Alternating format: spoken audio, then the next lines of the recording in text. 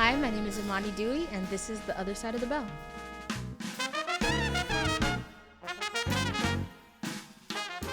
Hello, and welcome to The Other Side of the Bell, a podcast dedicated to everything trumpet, brought to you by Bob Reeves Brass. We'll help you take your trumpet playing to the next level. I'm John Snell, trumpet specialist here at Bob Reeves Brass, and I'll be your host for this episode. Joining me today is trumpeter Imani Duhe. Imani is a versatile young trumpet player originally from Atlanta, Georgia. Besides trumpet playing, she also composes her own songs and can be heard playing with artists such as Miss Lauryn Hill, Daniel Pemberton, T-Pain, and many others. She's had the opportunity to play for live television events and has played in halls such as the Hollywood Bowl, Disney Concert Hall, and Carnegie Hall. Around Los Angeles, she gives master classes and teaches for Youth Orchestra of Los Angeles, and is a graduate of the Manhattan School of Music and University of Southern California. We'll get to Imani's interview here in a moment after a word from our sponsors. Today's episode is brought to you by Bob Reeves Brass, who share your passion for creating extraordinary music. You know that feeling when your instrument just clicks and the music flows effortlessly? That's what Bob Reeves Brass has been helping customers do since 1968. We've helped brass musicians like you achieve their dreams by ensuring their equipment is always in perfect harmony. We know you want to immerse yourself in the art of music making, and we're here to remove any barriers between you and your creative vision. Bob Reeves Brass is truly your one-stop shop for everything you need to fuel your passion and create music that touches hearts and souls. So go ahead, let us help you elevate your sound to new heights. Don't wait another moment to elevate your musical journey with Bob Reeves Brass. Connect with us at bobreeves.com, shoot us an email at info@bobreeves.com, and keep up with the latest news on Facebook, Instagram, YouTube, and Twitter at Bob Reeves Brass. Embrace your passion for music and let Bob Reeves Brass be your partner in creating the extraordinary. Without further ado, here's my interview with Imani Duhe. All right, we are here at ITG 2024 with Imani Duhe. Hello. Imani, it's an honor having you here. I'm so glad to be here. My first ITG. First ITG, Yeah. And you live down the street from the shop. Yeah. And the first time we're actually... Down the street. Down the street. Well, everything's down the street in LA. But we're here having an interview before you've been in the shop. No pressure. No pressure. None at all. You're going to bring us kombucha. We'll talk about that later, too. But let's talk about trumpet first. Thank you. How did you start playing the trumpet? I actually taught myself, which is kind of weird. I guess that doesn't happen to many people when they play brass instruments, but my dad was a trombone player in college. Mm-hmm. And so when my brother and I came along, we kind of had a choice. I started with the flute, and that was not my favorite thing. So my dad got me a trumpet, taught me how to buzz, got me an Essential Elements book, and was like, all right, you do that thing now. Really? Was it because your father played an instrument? Yeah. You were just around music? Well, the thing is, he wasn't playing an instrument anymore by the time I was around, but he wanted music to be in our lives. So my brother and I both started playing instruments at a young age. I remember, was in like second grade when I taught myself. Wow. Yeah. So that's... Seven. I have a 7-year-old in second grade. Yeah. So this is there's so many high notes at ITG. We can see where we're at. So you were 7 years old. I was 7. You get your Essential Elements book. Got my Essential Elements book. Got like a little $200 trumpet back when you could still buy those that were actually made of brass. Yeah.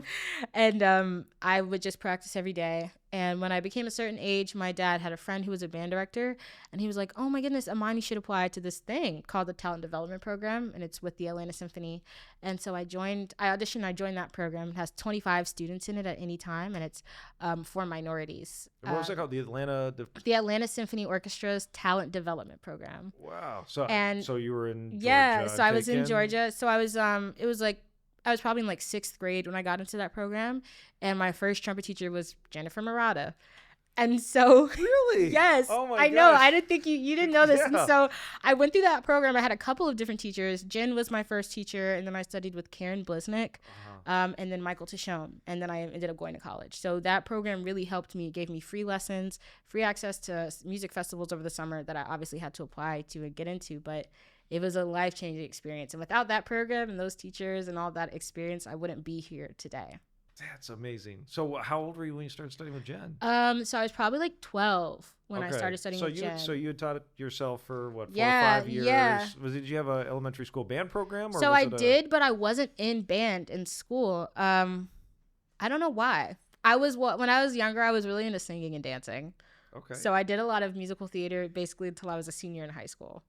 And I would do music stuff, like trumpet stuff outside of school, and I would do like singing stuff in school. So you consider yourself a little bit more serious about the singing and when dancing part of it? When I was in school, I didn't want to do band at school because I just didn't enjoy it as much. But the singing and dancing was a little bit more fun while I was at school, and trumpet felt like a job even at that point because I was coming home every day.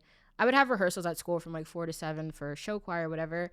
And then I would get home, do my homework from 7 to 8, and then practice from like 8 to 10. I'd practice 2 hours every day in high school. So that was feeling it was feeling really serious at that point in my life. And before I got to college. Wow. So what was it like studying with Jen? So the first time. You're foreshadowing. Foreshadowing, yeah.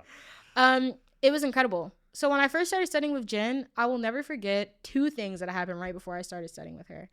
I didn't realize how good people got at the trumpet. I didn't realize that like it was really that kind of thing. And I remember doing my audition for the talent development program, and Tom was on my audition panel. So I'm like 11 years old, and I play like my little all-state piece.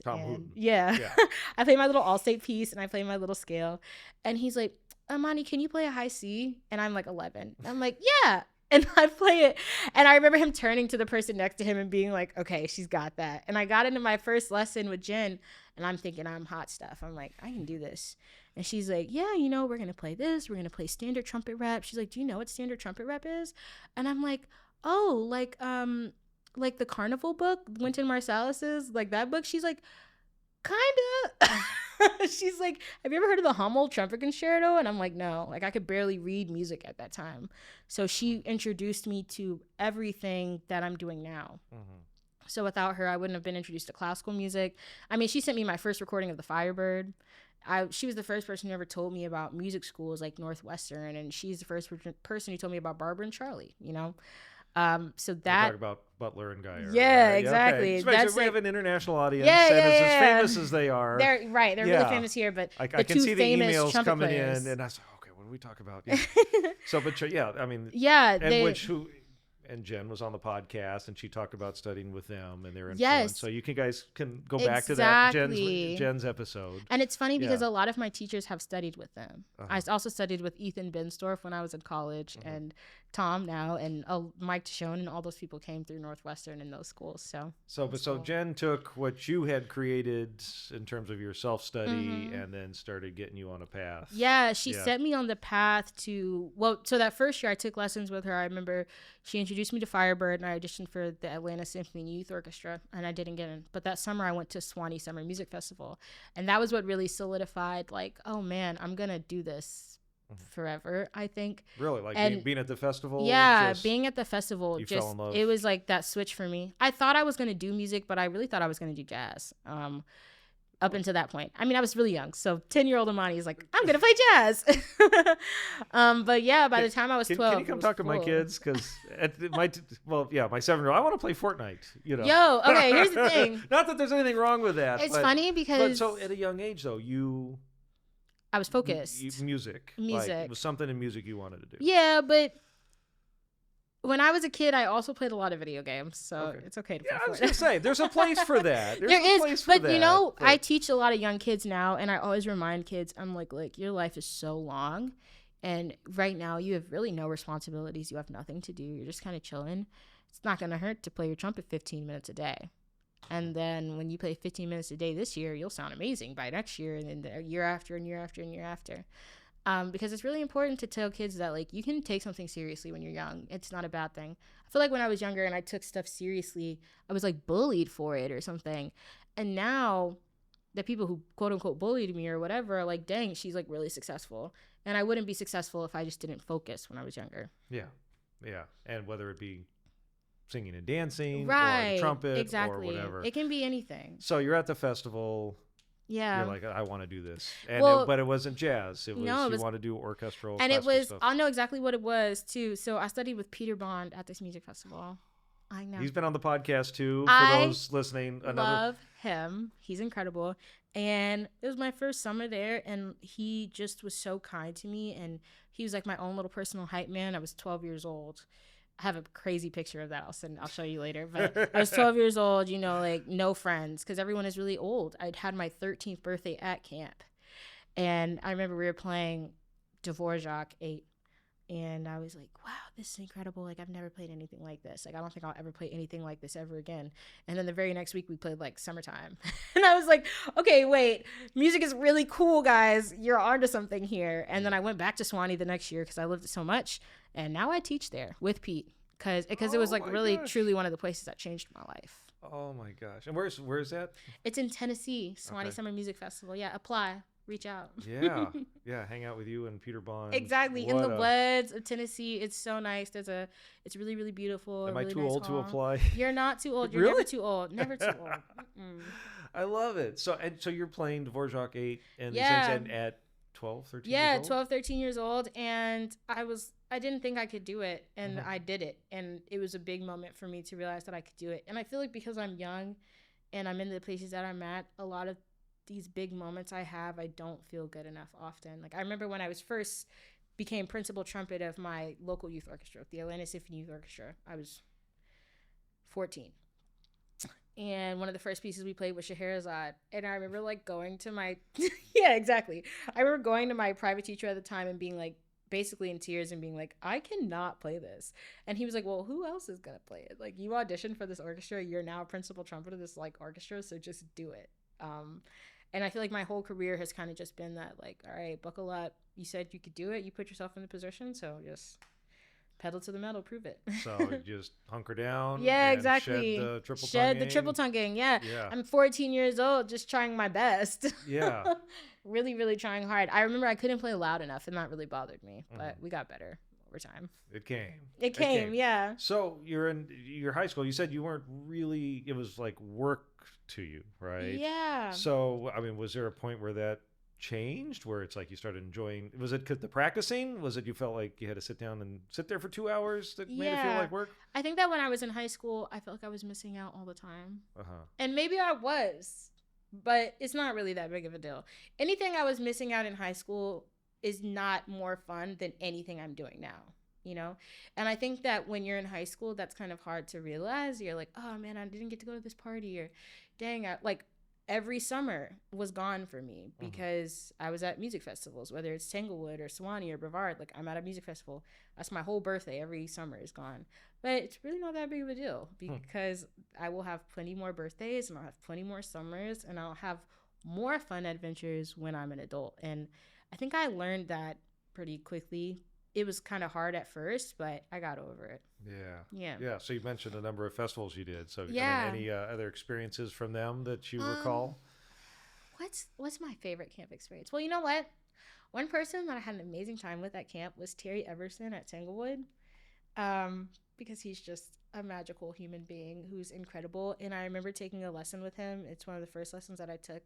And I've always had really bad confidence issues on trumpet, especially when I walk into a place and I'm the only woman. I'm the only Black woman. I'm the only Black person. Like I can be either any one of those things, or I can be all of those things. It's hard enough being a trumpet player and showing up, am I going to do a good job? Exactly. But, yeah. When you have all those other things. And so I remember feeling that way and just not really being very happy at that camp at first. But had one lesson with Terry and he was just like, so kind, so encouraging, so sweet. It was perfect. And he's been that way every single time I've run into him. And honestly, all the teachers from all of the festivals that I've been to have been so nice to me as I've gotten older. Not just teachers, but like random faculty and staff too. So it comes time to go to university. Yeah. Take us through that. First of all, since I have no idea how old you are, so I don't know how long ago we're talking about, but certainly you auditioned. Not long ago. I was going to say, a lot shorter time ago than when I auditioned for schools. Take us through that process, because we have a lot of young listeners. Like, what did, you're going through high school, you're doing finals, you're going to, graduations and stuff.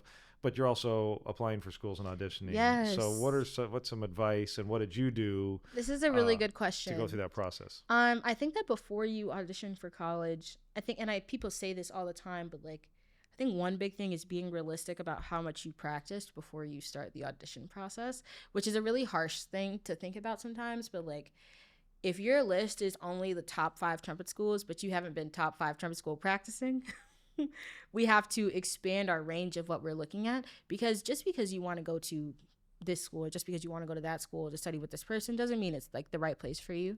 And so I remember when I was looking to apply to schools, I only applied to schools that I felt like I would relate to the teacher, I would relate to the student experience, and I would like the city well enough. So I applied to 5 schools, and I got into 4 of the 5 with the same amount of money.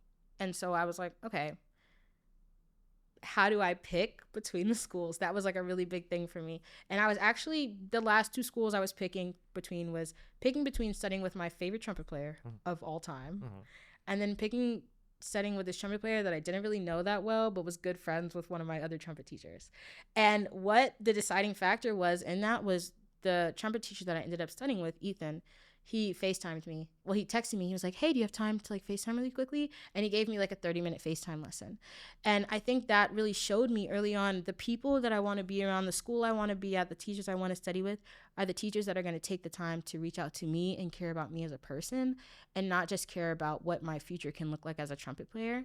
I feel like, and not that my favorite trumpet player would have been like that at all, because he was not like that at all. Yeah. He's Michael Sachs, I love you. Oh. He's my favorite trumpet player. He was also amazing. There was just like a connection that I had with Ethan right away, you know? And I think those last 2 schools were perfect for me because I knew that both of these teachers were going to care about me and support me past just me being a trumpet player, but me being like a good person.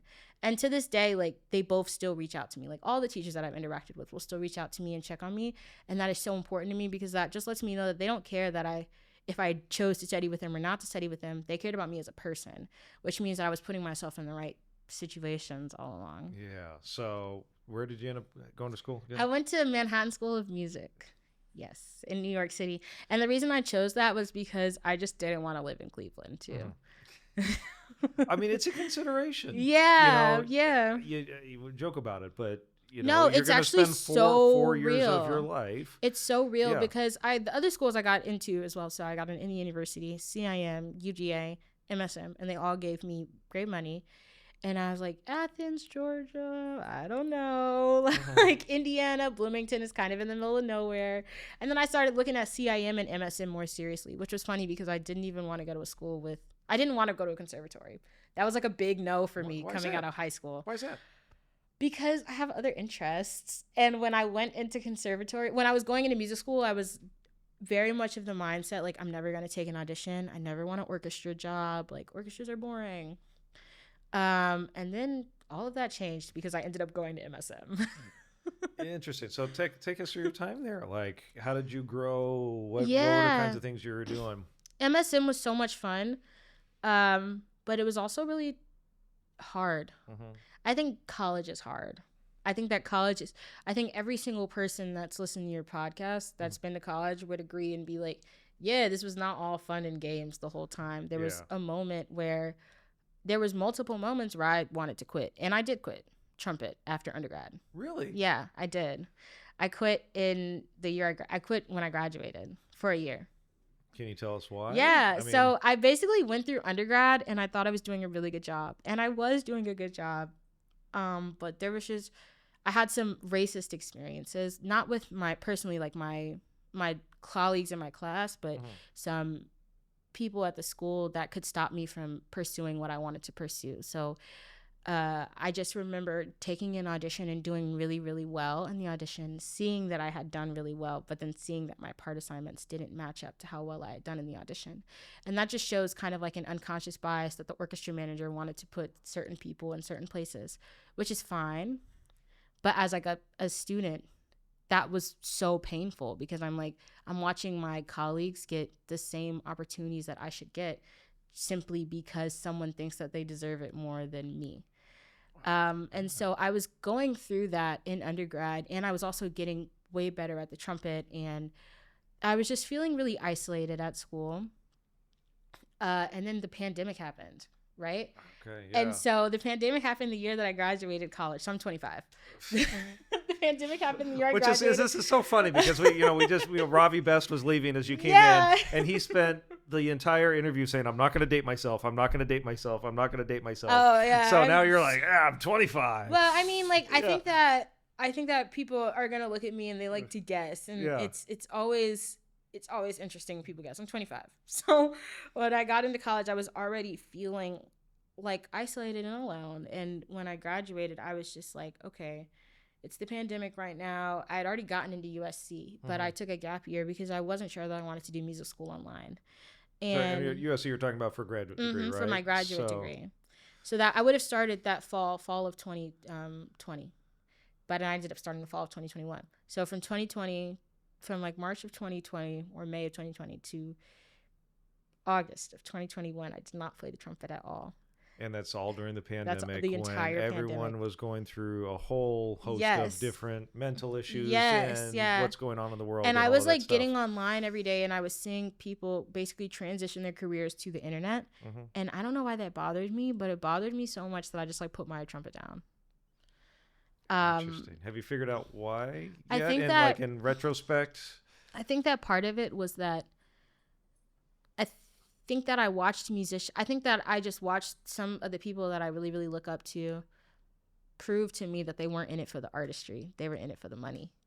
And there was some moments during that pandemic where I was like, man, like y'all are really trying to make money. And I get that because you had people that were getting paid $250,000 a year, and then their work stopped like that, you know? But I was someone who wasn't making any money from the trumpet, you know? And all I can do is practice in my home, and it didn't feel like I was helping anyone or making any kind of difference, and so I just stopped playing. There's no fulfillment there. Yeah, there was none. Yeah. And like I can play all day and I can make music and all of that stuff is cool, but the point of making music isn't for me, it's to share with everyone around me, and it's to change people's lives through what I can do. So that was really rough. It was really rough. Wow. Well, I mean, thank you for sharing that. You know, I interviewed a lot of folks during the pandemic because, I mean, the shop was shut down, you know, and in a similar kind of vein, like we make mouthpieces so people can make music. We can't, the factory shut down. What do we do? You know, and it's like I had to take a step back and say, well, we can still keep the community in, you know, so instead of doing one interview a month, I was doing 2 or 3 a week and doing live streams inside. We had Rhea Skonberg, you know, who's here. And see, like, I love that because your platform was for others, right? Yeah. And it was to raise up other people, and it was to raise up the musicality of the community. Yeah. There was one thing I was seeing during that time is trumpet, not just trumpet players, but players of all kinds being like, yeah, subscribe to my stuff. Pay me like. Well, yeah. Well, you know, we're scrambling. We're scrambling. We're figuring it out. We're figuring it out. And I was just like, I don't know if I can be a part of this right now. Yeah. Because like I'm still working on figuring out how to make myself happy playing music of like a dead white man who didn't like me, you know? Yeah. And so I'm figuring that out. I'm wrestling with my own things, and I'm watching everyone keep the career alive online. And I was just like, okay, I'm going to go work in a brewery and just not deal with this right now. Yeah. Well, that's not too bad either. No, I love beer, so it was great. And where were you at? Were you still in New York? I was living in Asheville, North Carolina. Oh, okay. Yeah, I was working at this small brewery called Brumari. We made craft beers that had like cookies and candy in it and stuff like that. Okay, so you're keeping busy. So no trumpet. No trumpet. Singing and dancing. No singing, no dancing, just living.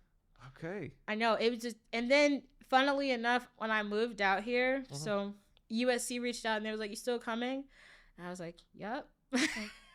So what made you say that? What made me say yes? Yeah. Because there's nothing else. There's nothing else for me.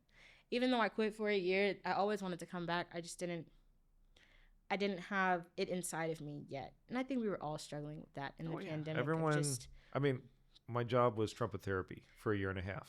And it's tough. And so when they emailed me, I was just like, if I don't go, I'm closing a door to something that I don't want to close a door to in my life. And so I just was like, yes. And I left the door open, drove here, From Asheville. Yeah. Took the 40. Okay, well, it's much better than the 10. Yeah, it took the 40. I will never take the 10 across the country again. Oh Lord, don't ever do that. That's super intense. Yeah. Took the 40 all the way over here. Didn't have anywhere to live. Was just kind of crashing on people's couches for a couple of weeks, and driving to USC every day. And I remember my first studio class with Tom Hooten, and I guess we just needed to play something like really short or whatever. And I couldn't really play for longer than like 15 minutes at a time with a good sound because I hadn't been playing. The first day I played was when I came back to California. They accepted you for a graduate degree, which is not easy. For those of you who don't know, USC is not easy to get in. It's not. And I was playing at a really high level when I graduated from undergrad. But you got in. Yeah. And then you show up and... Yes, exactly. And I didn't have that much stuff worked up. And one of the last things I worked up was the second movement of the Tomasi. I'd worked up the Tomasi for my senior recital. And so I was just like, okay, I'm just going to play this in the studio class because the second movement of the Tomasi is like 6 minutes long. And that's like half of the 15 minutes like the playing that I could do. And so I get up in front of the studio class, I play it. And Tom basically talks for 5 minutes, and then he's like, cool, you're good. And I just remember being like, phew, I'm practicing 6 hours every day starting tomorrow. I basically did. I just wake up every day at 6 a.m., take a shower, drive to school, hit the shed from like 6:45 to like noon, and just do that every day. So you got into it. Yeah, I just got back into the grind. And honestly, don't recommend anyone to do that. That's like a way to injure yourself 100%. But it worked for me, and I was able to spring myself back into playing because one of the first concerts I was on was Strauss, Feierlicher, Einzug, huge brass thing, and I was playing the solo, and I was like, well, I really got to get my endurance together now, or I will not be able to make it to the end of this piece. So you're at USC, and correct me if I'm wrong, like Tom and Jen split up the teaching, right? Yeah.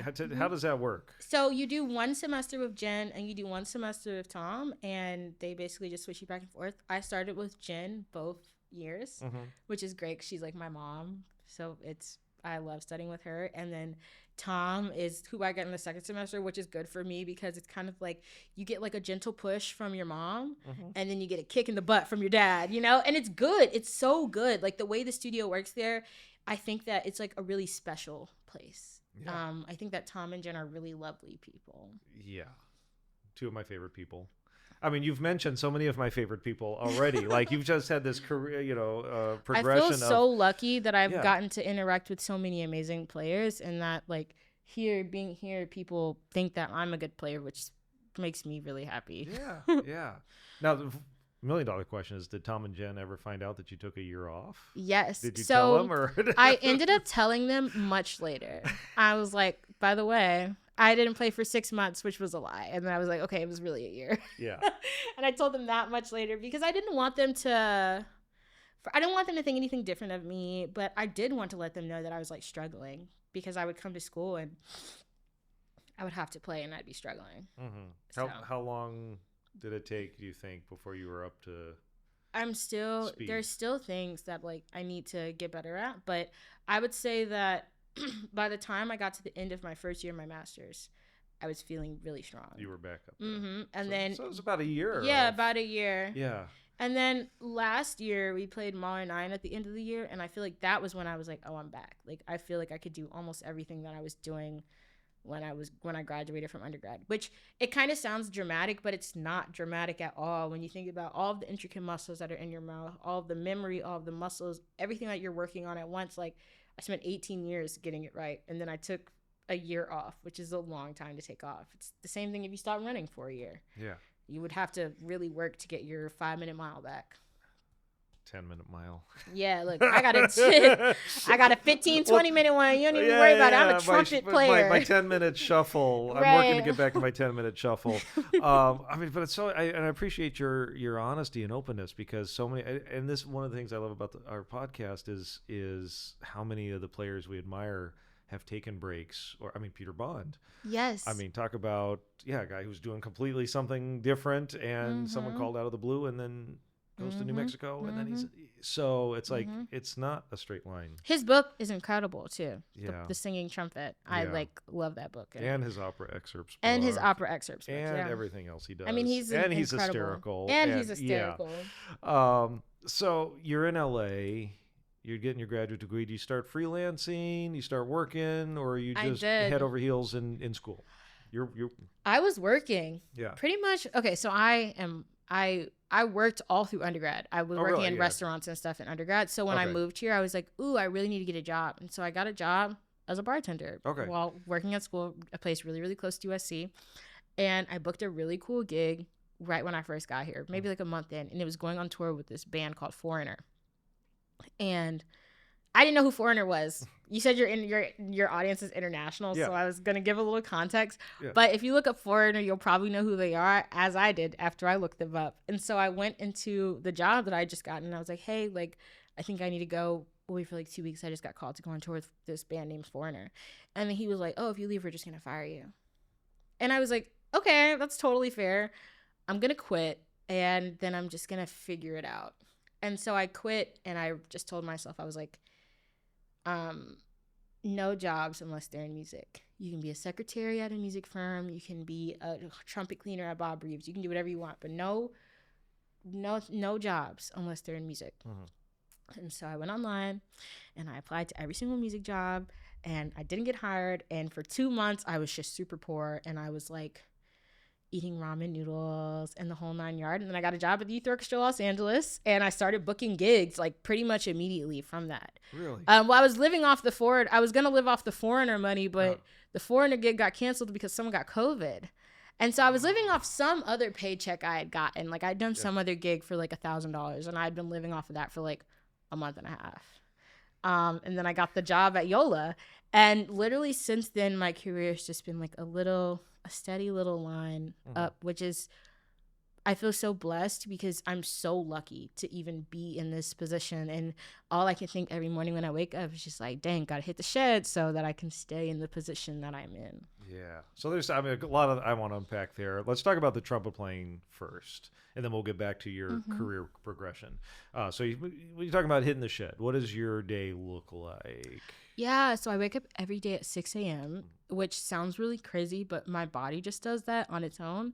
And then usually around like 8 or 9, I'm practicing. And when I'm practicing, I'm just, I'm playing fundamentals. I'm going through warm-up books like Stamps, Irons, Schlossberg, all that kind of stuff. Working on any kind of repertoire that I've got to do. And then around 1 o'clock, I eat, and then I go to work. And then after I teach at YOLO for a couple hours, I come home and I chill. So that's like a good 4 hours of practice and a good 4 hours of teaching every day.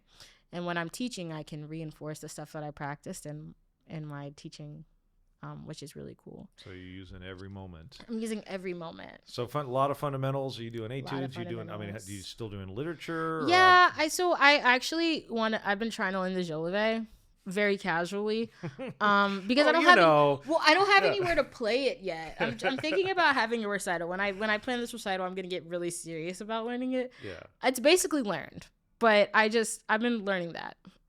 But I really just have been working on fundamentals and practicing sight reading because as I'm starting my freelance career in Los Angeles, all I have to do is sight read.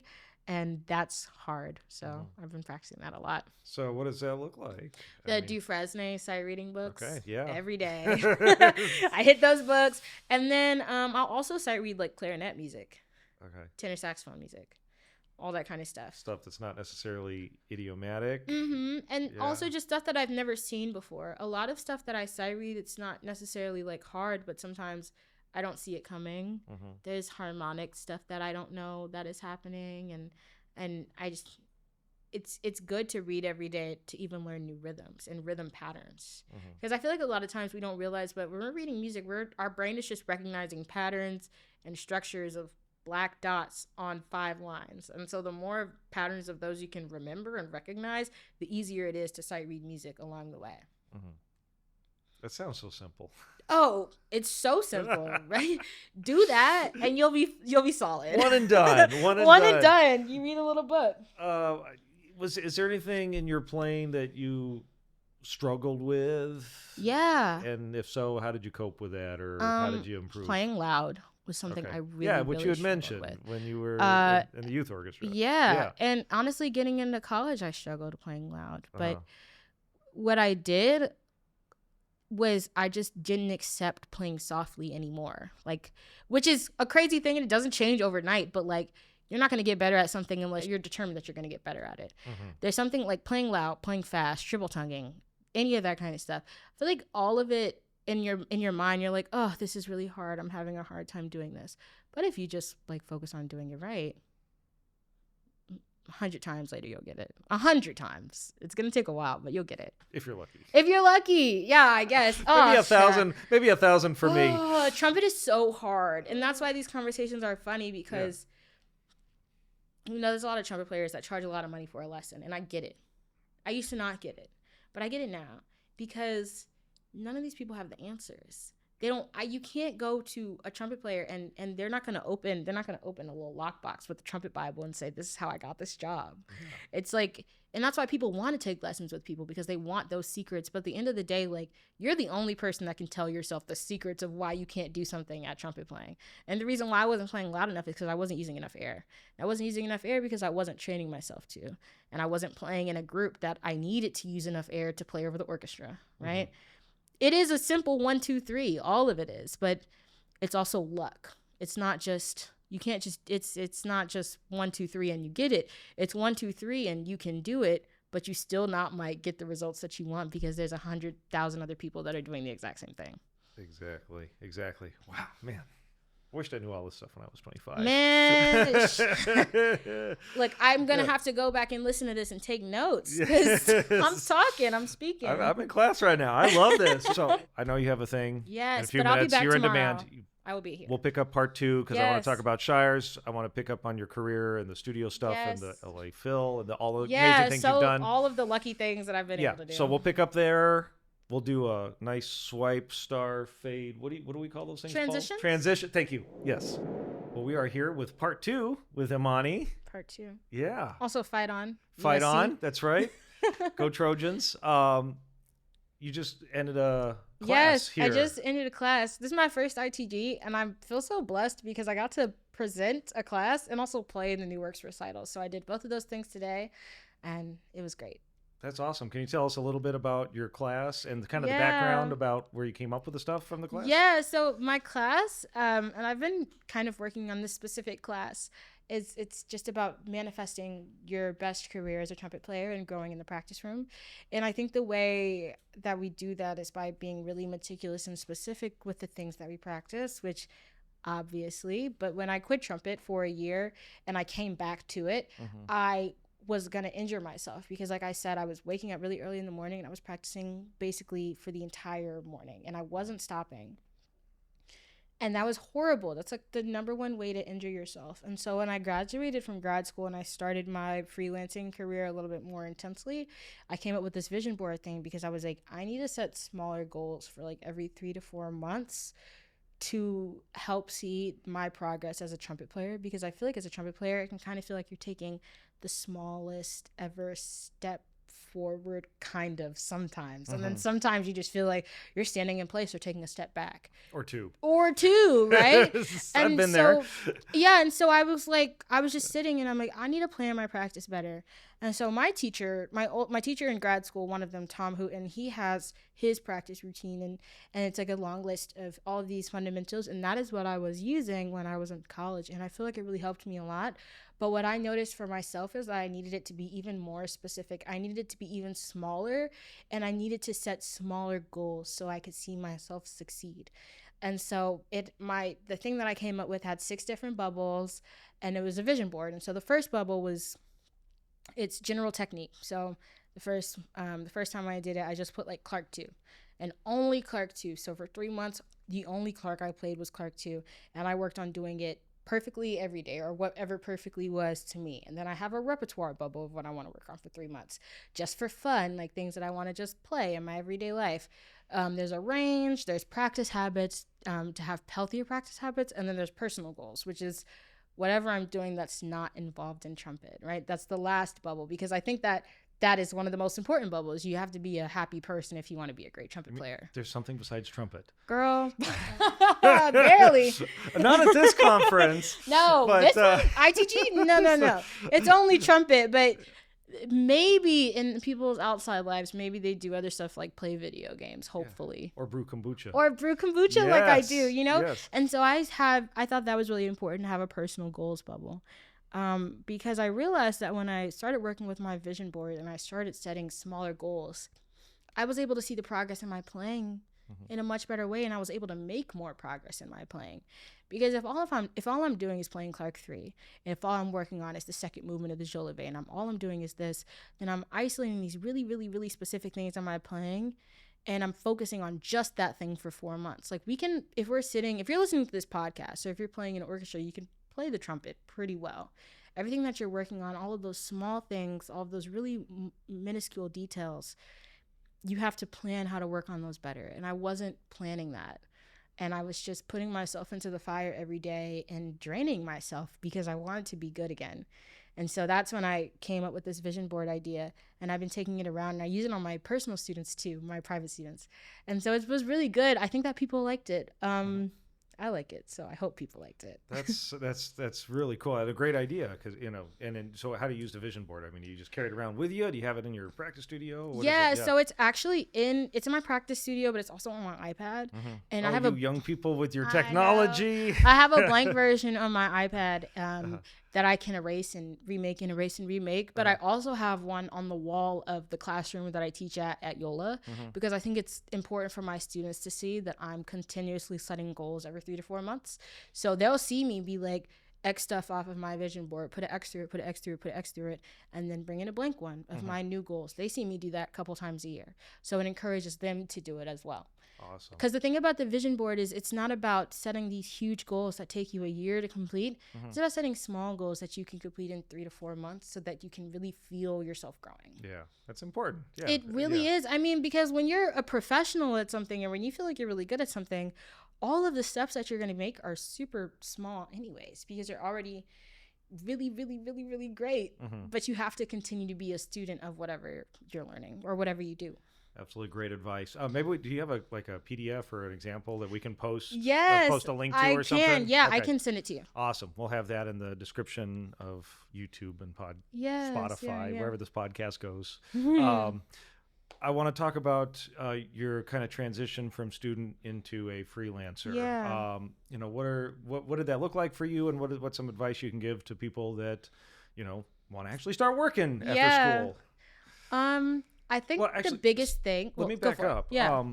You didn't want to do the audition path, right? The orchestral audition path. No, I didn't. Because I know there's folks that they're in their graduate school and they're getting ready to go on the audition circuit. But you wanted to freelance. I wanted to freelance. And then, so my question. Yeah, so I wanted to freelance. I didn't want to be in an orchestra because that audition process to me is a very specific process that I'm not sure if I would thrive in that process.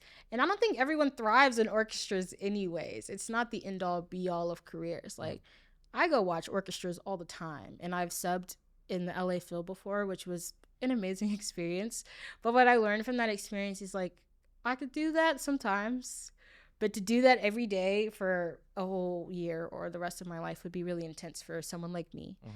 And so I realized that when I was really young, I realized that I didn't really want to do that all the time. And so when I got to college, my professors knew that, and they were able to tailor my lessons to what I wanted to do. So if I came to Tom and I was like, hey, I want to play Clark 2 in all of the modes, he would be like, okay, that's a really cool idea, and you should do that. We should do that in our lessons. Or one big thing that we work on in the studios is transposing, or having good articulation and having a good sound. So they were able to focus on that kind of stuff in my lessons. But one other thing I would say about when you start freelancing is being patient. I think is the most important thing, and it's what I've really had to learn. Because before I moved to LA, I was living in New York, and I was always like, man, I'm not getting any work. I'm 19 years old living in New York. I'm not getting any work. No one sees how good I am. and that is so crazy. Yeah. Because when I moved to LA, I was like, oof, no one give me any work. I need to get better. Because as I was getting older, I was like, I need to be patient, because the work that I'm ready for will come to me when the time comes. So when I started getting into my freelance career, I think the first thing that I learned, and that I'm still learning, is that people will know who you are when it's your time for them to know who you are. I think when I was a little bit younger, I'm talking like 2 years ago, I was like, man, you know, I feel like I can do all this stuff. I feel like I'm doing really well. And I feel like I want all these people to know me. But I didn't move on it because I was young and I was still waiting for all this stuff to plan out. But what I realized is I'm like, it's way more powerful and it's way more good for your career for someone to be told about you than for you to reach out to them. So I'm learning that more and more. It's just I'm in the spaces that are meant for me at the time that I'm meant to be there. And I don't have to push or fight for anything that's not meant for me because it's just not meant for me. Wow. Man. We just end right there. That's absolutely amazing advice. Other than obviously playing the trumpet well, what are the kinds of skills you need to have? You know, you just did the youth class, you know, someone in high school, someone in college, undergrad that wants to start freelancing in LA. You know, what are the kinds of, you know, non-trumpet skills that you need to have? Being a good person is number one. And I think a lot of people take that for granted because we meet a lot of mean trumpet players. There's a lot of mean trumpet players. There's a lot of mean instrumentalists in general. I think you should say people. There's two kinds of people, right? There's two kinds of people. There's really, really nice people and there's not so nice people. Yeah. But one thing about every single trumpet player that we all look up to is they're great people. Everyone that I've met in the freelance scene that has really helped me is a really, really nice person and they're a great hang. And when I come into these spaces, if all my trumpet playing P's and Q's are set up, then I just need to make sure that I'm being a good person. I need to make sure that I'm nice to work with, I have a smile on my face, and that I can just come in and do my job well. I think a lot of times we overthink things because as trumpet players and as musicians, it's so individual. We're like, well, I am the second trumpet and I am going to play this and I'm going to sit like this and do this. And it's like, no, we're all chilling. We've all got that mindset. So let's just be good people and open and kind to each other while we do it and not be so egotistical and strong about it, which is something that I only encountered in school. As soon as I became a professional, everyone was so nice. Isn't that funny how that works? Yeah. Well, when you get into the money, you don't have any reason to be mean. Yeah. You've said you played with the LA Phil. You've done studio stuff. Do you remember your first studio gig? The first gig that I did in LA that I was like, I'm in LA, was I was recommended to play at the Hollywood Bowl with Annie Difranco. And it was, and so they sent me the music. It wasn't sheet music. It was like songs. It was her songs. And they sent me Spotify links. And they were like, oh, just play some stuff. And I was like, okay, I'm not a jazz musician. I'm a classical trumpet player. But I had already learned that you should never say no to anything. So I was like, yeah, that sounds great. I would love to do this. I didn't know what the Hollywood Bowl was at all. And I show up and Miss Difranco is there. And she's like, oh my goodness, I'm so glad that someone's going to be on stage with me. And I'm like, someone? One? And it was just me and her. We played duo at the Bowl for the LA Phil's like soundstage series. And that was the first gig I did in LA that I was like, man, I am out here. This is crazy. I've never done anything like this before. I was shocked. Like my jaw was on the floor. I'd never been to the Bowl really. Yeah. So I was like, I was amazed. Just that stage is huge. It was huge. And it was cool. I wasn't even on the stage, which is the kind of the coolest thing. So they had built a platform, you know, where the garden level seats, they had built a platform right there. So you're even out. I'm out like in the audience. Out in the open. It was awesome. Wow. And I've been able to play at the Bowl 2 more times since then. And like playing at the Bowl is just something that is, you can't recreate it. There's so many musicians that have played there before me. To be able to follow in that legacy and just be a small part of any show that happens at the Bowl is like, just, that's so fulfilling. I have a good time every single time I play. I actually did a gig with a trumpet player in town. And I try to keep it calm when I'm in these situations because I'm young. And he looked over at me and he was like, you're having fun, aren't you? And I was like, I am. I am having fun because this is fun. It's supposed to be fun, you know? Yeah. And if I'm practicing and I'm playing in tune and in time, I should be able to sit and enjoy the music. Yeah. So I mean, you've done a lot of stuff in LA. Any other memorable moments? I mean, Hollywood Bowl is a lot. Hollywood Bowl is a lot. Yeah, but maybe another moment that was super memorable is my first year at USC. I'm sitting down to take a final in this class it was a really hard class. That was the hardest class I've ever taken in music school. It's called Music for the Holocaust. And I'm about to take this final, and I'm getting a phone call from a number that had a name. And so I'm like, okay, this is not a spam call. This is like a real phone call. So I just kind of pick up the phone. I walk out the classroom. I take the call, and I'm like, hello? And they're like, oh, we need a trumpet player this weekend. Blah, blah, blah, blah. It's in Vegas. Are you available? And I'm like, never been to Vegas. Sounds great. Who's it with? And they're like, it's with Miss Lauryn Hill. And I'm like, say less. And so I go back into that final. Yeah. I take the final and then take the gig right after the final.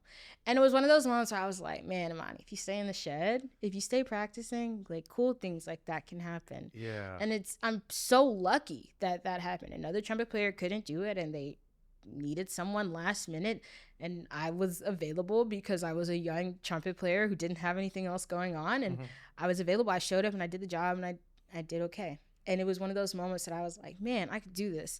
And you're looking out, and it's 80,000 people, and it's Vegas, and I'm getting to play trumpet, and I'm getting to play songs I've listened to my whole life. Yeah. And there's nothing like that. There's nothing like being a musician that gets to get older and play music that you've been listening to your whole life, whether it's with Metro Boomin or Lauryn Hill or if it's the Lion King.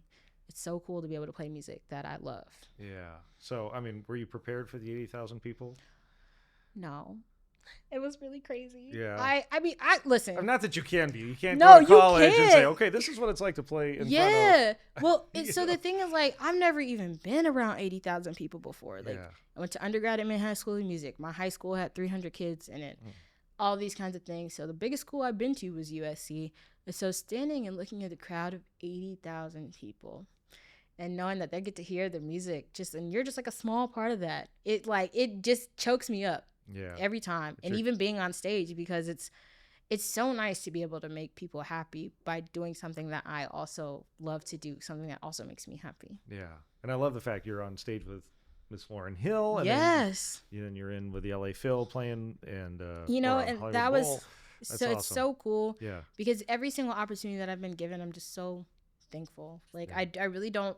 I mean, I guess like I deserve it, but sometimes I'm just like, there's so many people that really do deserve it, and I'm just lucky to be one of the people that gets to experience it. Yeah, and it doesn't seem like you're taking it for granted, which is I am not. Every day I'm blessed. I'm telling you, I wake up in the morning and I text my dad, and I'm like, another day I get to play the trumpet is a special day. Like, it's just amazing. I'm a person that loves watching concerts and loves playing in them, so anytime I get to play my trumpet, it's just a beautiful day. That's awesome. Absolutely beautiful. Speaking of beautiful, other beautiful people in this industry, the folks at Shires. I love them to death. I know you do too. I do. Can you tell me how that relationship developed? Yes, I can. So my relationship with Shires started when I was 16, maybe. Maybe I was even younger. But I went to Tanglewood, and Terry Everson took us to the Shires factory, and I remember being so blown away because I was playing on like a trumpet from the basement of my church at the time, I was basically playing on a horn like that for a really, really long time. And I was watching them make these trumpets, and it was cool. The engravings were amazing. They were doing it by hand, and you're walking through the factory. And I remember picking up this valve and like a valve, and just being like, I'm going to take this home, because it was a broken valve that they couldn't use. I took that valve, took it home, put it on my shelf. Fast forward to getting to USC, and I was talking to one of my friends, Logan Anderson, and I was like, man, I really would love a trumpet sponsorship. We're just talking. Everyone talks like that. If you say you don't talk like that, you're not telling the truth. And I was like, yeah, I really would love it. And I was like, I love the horn I play on. I love my Shires. And I got a Shires because eventually I got a Yamaha Zeno, and I ended up trading with someone for a Shires. They like the Yamaha. They like their sound on the Yamaha. I liked my sound on the Shires. I have a really warm, dark sound, and I feel like on the Yamaha Zeno, it was really, really dark, and the Shires was able to brighten it up. So I was telling Logan, I was like, oh, I really want a sponsorship with Shires. I really like their horns. And he was like, you should just write them. You should just write them an email. And I'm like, I don't like emailing. I'm 25. And so I got on Instagram and wrote him a DM. The DM basically was just like, I love your trumpets. I've loved this horn for so long. Like, I live in LA. I would love to be on your artist roster. And someone messaged me back and they were like, we're also fans of yours. And we would love to work with you. And cool. That was literally how my relationship with Shire started. And since then, they've been some of my biggest supporters, helping me do master classes, helping me expand my brand, and then also just being like a home in a place like this, like in ITG or NTC or an IWBC, where maybe I might feel a little bit isolated and alone, even though we're around a bunch of trumpet players. I can always go in the Shire's room and they're just the kindest people in the world. Yeah. I love them. I mean, we just came up from there. We were hanging out in there. Yes, we were just hanging out in there. Yeah, we had to steal each other away because it was such a cool hang. It's such a cool hang. And it's nice that I love that they have their own room here. When I saw them at NAMM, they didn't have their own room. Yeah. But even inside the Shire's room, it's just a special vibe. It's just a special vibe. I think the trumpets are beautiful and great. And you've been to the factory. And I've been to the factory. I haven't been there yet. That's next. The factory is awesome. Yeah, the factory is awesome. And I mean, any kind of trumpet company that is willing to put this kind of time and dedication into their artists, not only their artist roster, but the trumpets that they make for their artists, I really think are so unique and so special. And there's so many different sounds you can get and so many different models you can get. And I'm not an equipment person. I'm actually anti-equipment.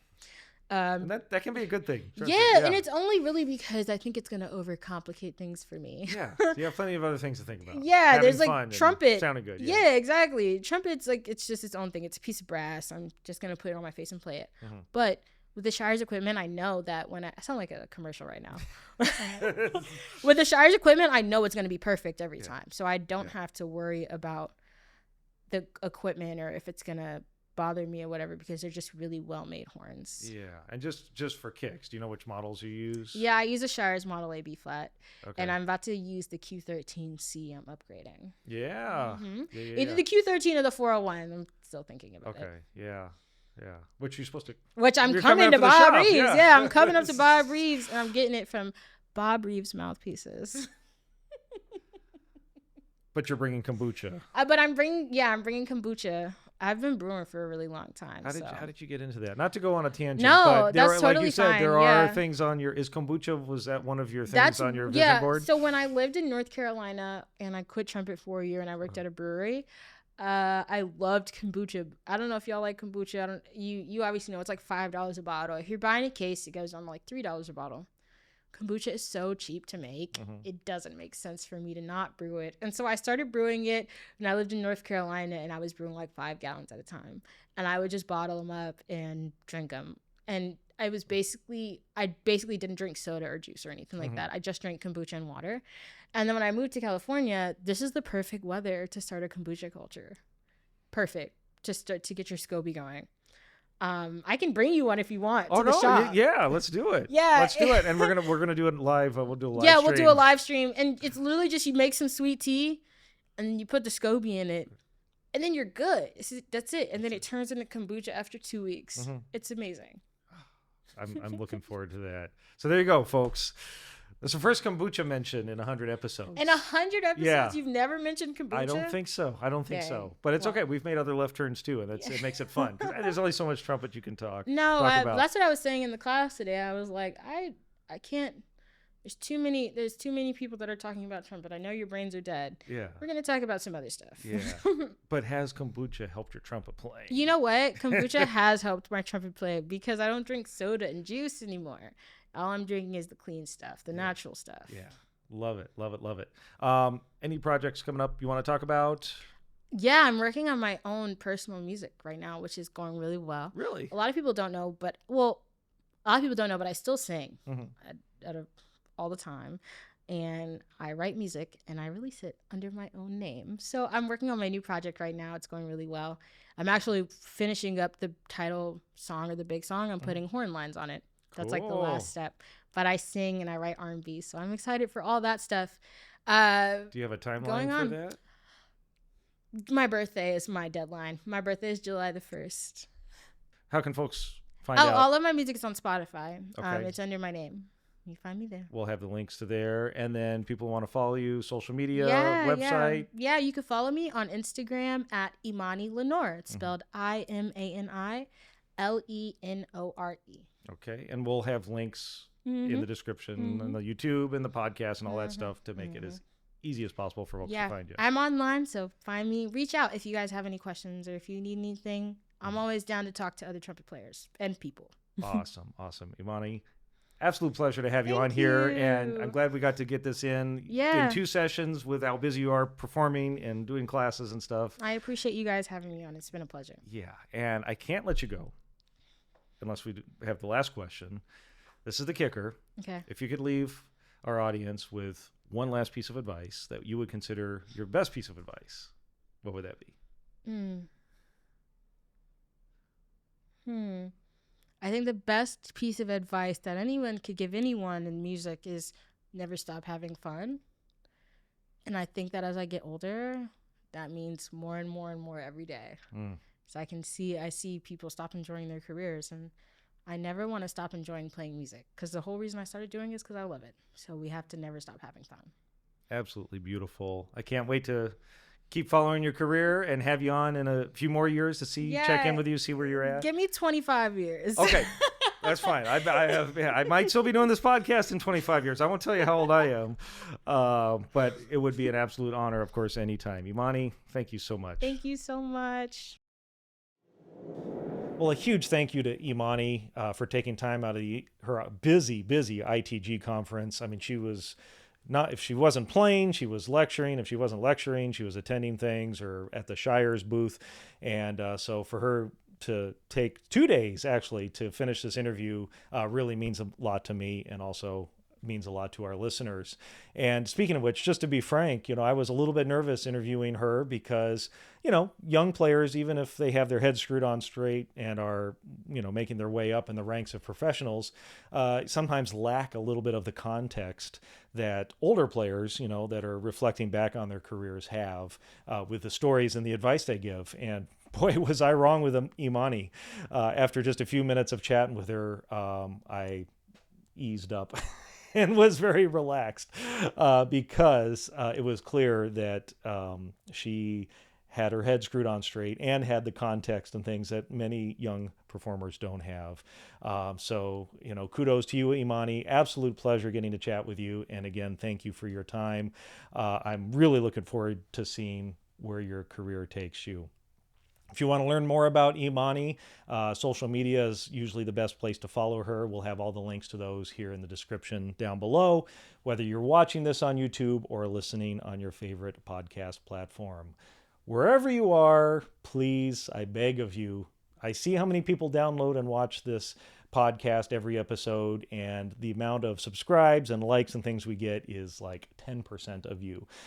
So we put a lot of work in on the back end to provide these for you. If you could just give me 5 seconds of your time to hit that like button, share it with your friends, anything like that, it helps us be more visible for future episodes. That's why we do that. We want to spread the love to the brass community. Speaking of which, one last thing I want to mention, we do have a horn podcast now, The Horn Signal. We released about a month ago, and so this is now the 3rd podcast we're doing, The Other Side of the Bell, The Trombone Corner, which we've been doing for 5 years, and now The Horn Signal. So go, if you're interested in the horn, or if you have horn player friends, send them over to The Horn Signal, and you can get all of this great content, but in the key of F. And B flat too, right? Double horns. I'm still learning. That's why I have a co-host, Preston Shepard, with me to help me with some of the intricacies of French horn. That's it for now. Thank you for listening or watching. Until next time, let's go out and make some music.